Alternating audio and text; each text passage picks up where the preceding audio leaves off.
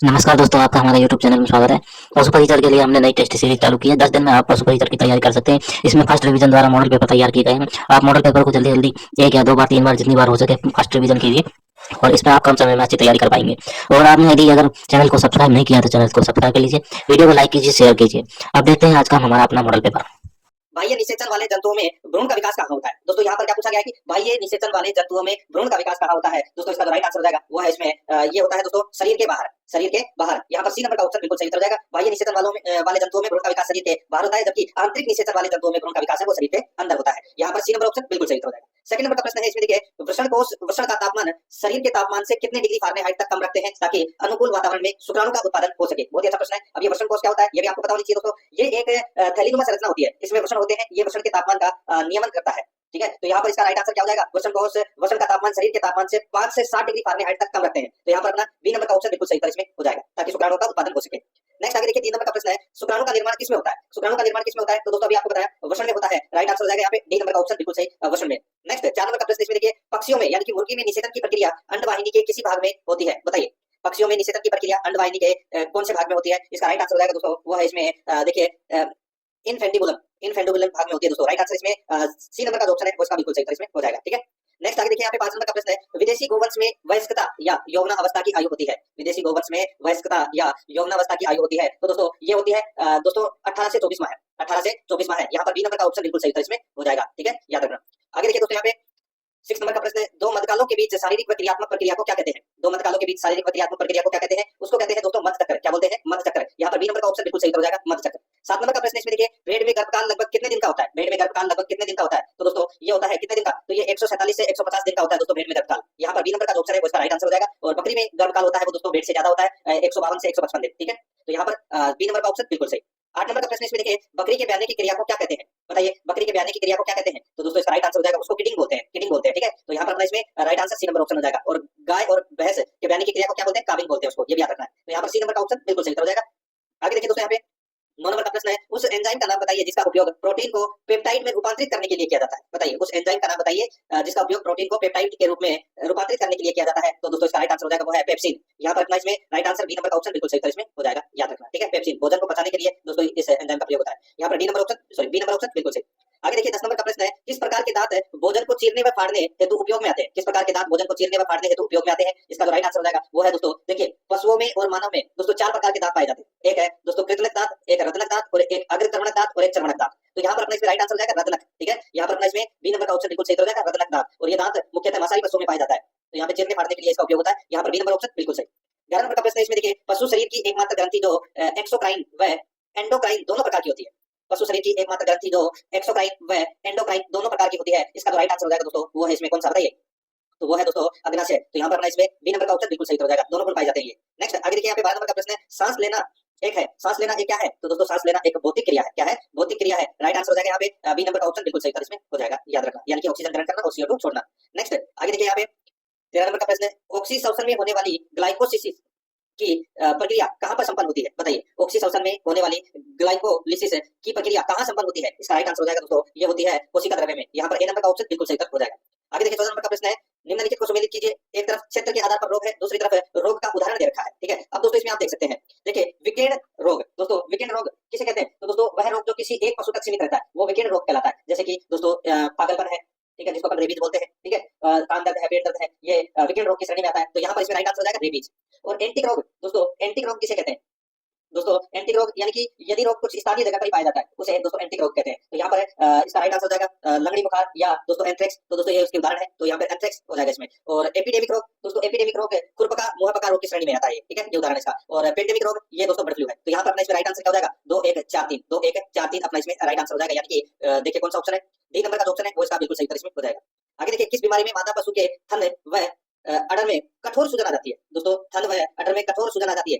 तो दोस्तों इसका राइट आंसर हो जाएगा कौन से रोग में या कौन सी बीमारी में, तो इसका जो राइट आंसर हो जाएगा वो है दोस्तों इसमें मेस्टाइटिस यानी कि थनैला रोग। थनैला रोग की बात कर रहा हूं यहाँ पे। यहाँ पर ए नंबर का जो ऑप्शन है वो इसका बिल्कुल सही हो जाएगा, याद रखना। ठीक है, आगे देखिए यहाँ पे 16 नंबर का प्रश्न है, निम्नलिखित में से कौन सा रोग मुर्गियों में श्वसन तंत्र पर अत्यधिक प्रभाव डालता है। श्वसन तंत्र पर अत्यधिक प्रभाव है वो कौन सा रोग डालता है मुर्गियों में, तो दोस्तों इसका राइट आंसर हो जाएगा वो है दोस्तों रानीखेत।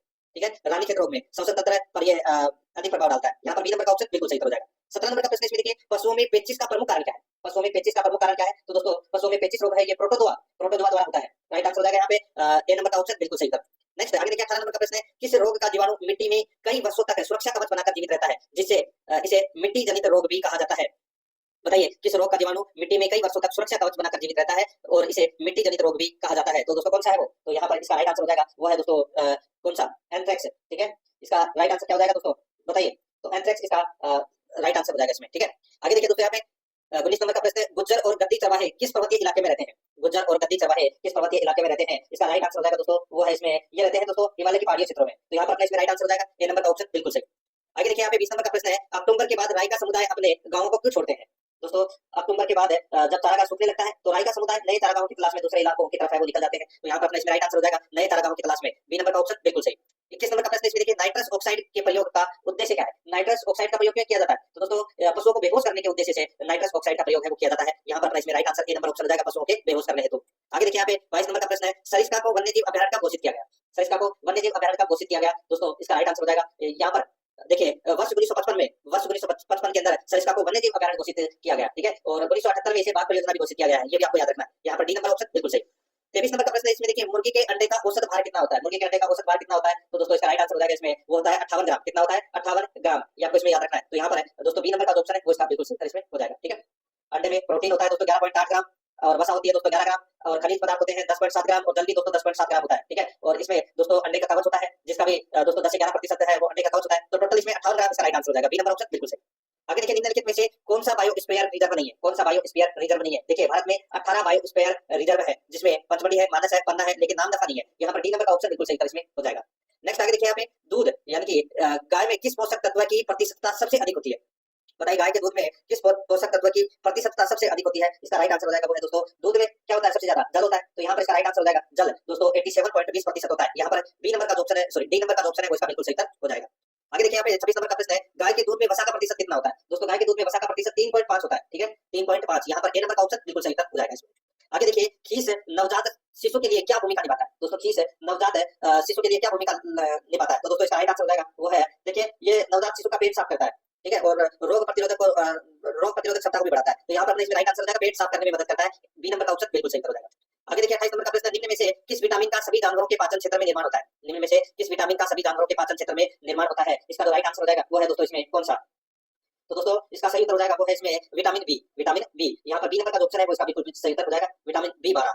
ठीक है, इसका यूज होता है, राइट आंसर हो जाएगा यहाँ पे बी नंबर ऑप्शन बिल्कुल सही। आगे देखिए बंद आवाज प्रणाली में काउ शेड के प्रकारों में से एक है। दोस्तों काउ शेड प्रकारों में से एक है दोस्तों, इसका राइट आंसर हो जाएगा यहाँ पे देखिए एकल पंक्ति प्रणाली, ये अपना इसमें राइट आंसर हो जाएगा, ए नंबर का जो ऑप्शन है वो इसका बिल्कुल सही उत्तर हो जाएगा। नेक्स्ट आगे देखिए यहाँ पे मुर्गी की असील नस्ल कहाँ से उत्पन्न मानी जाती है? दोस्तों ये भारत की नस्ल है, देसी नस्ल है। ठीक है, और ये नस्ल है ये आंध्र प्रदेश, ओडिशा और छत्तीसगढ़ राज्य में उत्पन्न मानी जाती है। तो यहाँ पर अपना इसमें राइट आंसर हो जाएगा दोस्तों आंध्र प्रदेश, छत्तीसगढ़ दे रखा है, तो यहाँ पर डी नंबर का ऑप्शन राइट आंसर हो जाएगा बी और सी। और ये दोस्तों लड़ाकू नस्ल के नाम से भी जानी जाती है ये असील नस्ल, यहाँ पर डी नंबर ऑप्शन बिल्कुल सही। आगे देखिए एक वयस्क सांड को अपने रहने के लिए कितना वर्ग फुट ढका हुआ क्षेत्र की आवश्यकता होती है?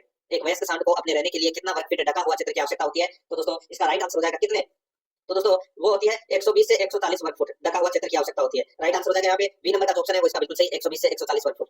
नेक्स्ट आगे देखिए बकरी को लगभग कितनी जगह की आवश्यकता होती है? दोस्तों बकरी को लगभग कितनी जगह की आवश्यकता होती है? तो 0.9 से 1 वर्ग मीटर की जगह की आवश्यकता होती है दोस्तों, राइट आंसर हो जाएगा यहाँ पे ए नंबर का ऑप्शन है वो इसका बिल्कुल सही था। नेक्स्ट आगे देखिए यहाँ पे 33 नंबर का प्रश्न है, देखिए सूची फर्स्ट को सूची सेकंड से सुमेलित करना है। अब यहाँ पे दोस्तों अपने को बताना है कि कौन से पशु के बच्चे को क्या कहा जाता है। यहाँ पे देखिए कोफ, कोफ बोलते हैं दोस्तों किसके? तो गाय के बच्चे को बोलते हैं दोस्तों कोफ। ठीक है, गाय के बच्चे को कोफ बोलते हैं। पिगलेट, पिगलेट बोलते हैं दोस्तों सुअरी के बच्चे को, यानी कि सुअर के बच्चे को पिगलेट बोलते हैं। फोल, फोल बोलते हैं दोस्तों घोड़ी के बच्चे को, और किड बोलते हैं दोस्तों बकरी के बच्चे को। तो यहाँ पर अपना इसमें राइट आंसर क्या हो जाएगा? 2 3 4 1, 2 3 4 1 अपना इसमें राइट आंसर हो जाएगा, बी नंबर का ऑप्शन है वो इसका बिल्कुल सही।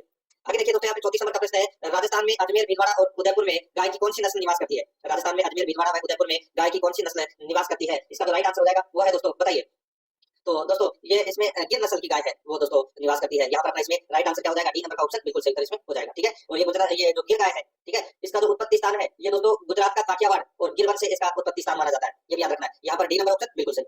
आगे देखिए गोवंश को उपचार हेतु जमीन पर गिराने की सर्वश्रेष्ठ विधि कौन सी है? बताइए गोवंश को उपचार हेतु जमीन पर गिराने की सर्वश्रेष्ठ विधि कौन सी है? तो दोस्तों वो विधि है कौन सी? तो इसका राइट आंसर हो जाएगा, उसका नाम है दोस्तों रिफ्यूज विधि। कौन सी? रिफ्यूज विधि। यहाँ पर ए नंबर का जो ऑप्शन है वो इसका बिल्कुल सही इसमें हो जाएगा। ठीक है, आगे देखिए दोस्तों यहाँ पे बंद आवाज प्रणाली में बुल शेड का उद्देश्य क्या है? बंद आवाज प्रणाली में बुल शेड का उद्देश्य क्या है? तो दोस्तों इसका राइट आंसर हो जाएगा सांडों के लिए विशेष स्थान है। ठीक है, यहाँ पर बी नंबर का ऑप्शन है वो बिल्कुल सही उत्तर इसमें हो जाएगा, जहां उन्हें आरामदायक स्थान मिलता है। नेक्स्ट आगे देखिए यहाँ पे बकरियों का फार्म शुरू करने के लिए 10 बकरियों पर कितने बकरों का उपयोग किया जाता है? बताइए, बकरियों का फार्म शुरू करने के लिए 10 बकरियों पर कितने बकरों का उपयोग किया जाता है? इसका राइट आंसर हो जाएगा एक बकरे का उपयोग किया जाता है दोस्तों। ठीक है, यहाँ पर बी नंबर का ऑप्शन बिल्कुल सही उत्तर हो जाएगा। और भेड़ों का फार्म शुरू करने के लिए दोस्तों 30 भेड़ों पर दोस्तों एक मेंढा को रखा जाता है, ये भी आपको इसमें याद रखना है। यहाँ पर बी नंबर ऑप्शन बिल्कुल सही। आगे देखिए बछड़े में जन्म के कितने समय बाद सींग रोदन करना चाहिए? बछड़े के जन्म के कितने समय बाद सींग रोदन करना चाहिए? इसका जो राइट आंसर हो जाएगा वो है दोस्तों, बताइए। तो दोस्तों 3 से 10 दिन पश्चात ही सींग रोदन है वो करना चाहिए, तो यहाँ पर अपना इसमें राइट आंसर हो जाएगा सी नंबर का ऑप्शन बिल्कुल सही, 3 से 10 दिन पश्चात। ठीक है, आगे देखिए निम्नलिखित में से किसे राष्ट्रीय विरासत पशु घोषित किया गया? किसे राष्ट्रीय विरासत पशु घोषित किया गया? तो दोस्तों इसका राइट आंसर हो जाएगा वो है 22 अक्टूबर 2015 को दोस्तों हाथी को राष्ट्रीय विरासत पशु घोषित किया गया। ठीक है, राइट आंसर हो जाएगा यहाँ पे डी नंबर का ऑप्शन है वो इसका बिल्कुल सही उत्तर हो जाएगा, याद रखना। ठीक है, आगे देखिए दोस्तों यहाँ पे 40 नंबर का प्रश्न है, मोर को राष्ट्रीय पक्षी कब घोषित किया गया? मोर को राष्ट्रीय पक्षी है वो दोस्तों कब घोषित किया गया? तो 26 जनवरी 1963 को मोर को राष्ट्रीय पक्षी है वो घोषित किया गया। यहाँ पर सी नंबर का ऑप्शन है वो इसका बिल्कुल सही उत्तर इसमें हो जाएगा। दोस्तों आपने पशु परिचर का मॉडल पेपर देखा, हमारे सभी मॉडल पेपर प्ले लिस्ट में तैयार है। आप वहां से प्ले लिस्ट में से अपने पुराने मॉडल पेपर भी देख सकते हैं, सभी मॉडल पेपर प्ले लिस्ट में है। आप एक एक दो करके सभी मॉडल पेपर को फास्ट रिवीजन कर लीजिए। ये फास्ट रिवीजन से इसके अंदर जितने भी सवाल है आपको कम समय में जल्दी से जल्दी तैयारी मिलेगी। 10 दिन में हमारा टारगेट है, 10 दिन में पूरा कोर्स कंप्लीट करा दिया जाएगा। इसके अंदर आप हमारे मॉडल पेपर को देख करके अपनी तैयारी मजबूत कर सकते हैं। वीडियो देखने के लिए आपका बहुत बहुत धन्यवाद। चैनल को सब्सक्राइब कर लीजिए अगर सब्सक्राइब नहीं किया है तो।